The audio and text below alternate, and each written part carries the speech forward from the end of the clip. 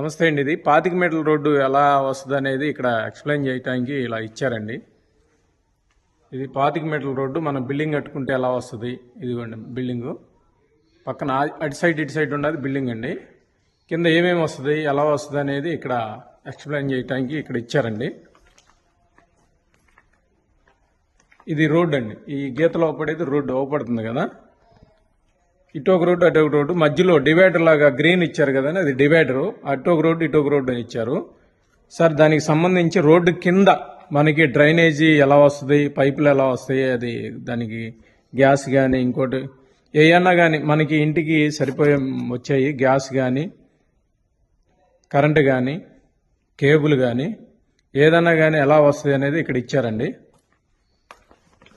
ఇది వచ్చేవరకు డ్రైనేజీ అండి, నేను చేయబెట్టింది డ్రైనేజీ. ఇది వచ్చేవారికి కరెంటు గ్యాసు వాటికి సంబంధించి పైపులు అండి, డ్రైనేజీ పైపులు కింద మన రోడ్డు కింద వస్తుంది అనమాట. ఈ సెంటర్లో కూడా గ్యాస్ పైపులు అలా ఇచ్చారండి. మరి ఎలా అంటే ఏంది అనేది దాంట్లో మనకి ఏ అవసరమైందో అవన్నీ ఇస్తారనమాట. మనకి అండర్ గ్రౌండ్ మొత్తం అండర్ గ్రౌండ్ అనమాట.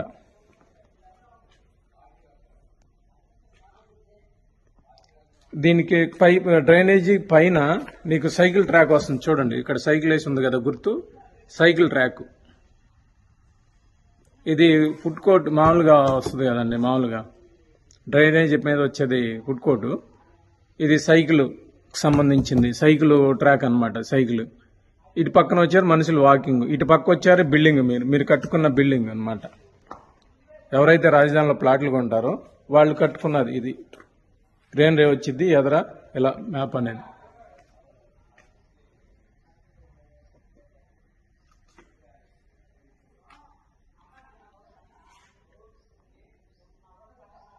ఈ కాంప్లెక్స్ కట్టుకొని లేదంటే బిల్డింగ్ కట్టుకొని మీకు ఇలా వస్తుంది అనమాట. అంటే ఒక తెలియటం కోసం ఒక ఎక్స్ప్లెయిన్ చేస్తున్నామండి అంతే. ఆదరణ ఇదని రెండు పక్కలు వచ్చిందంట సైకిల్ ట్రాక్. ఇది ఈదర్ని కూడా ఉంది చూడండి, ఈదర్ని ఉంది. ఇటు వచ్చేవారికి ఈదర్న ఉందండి.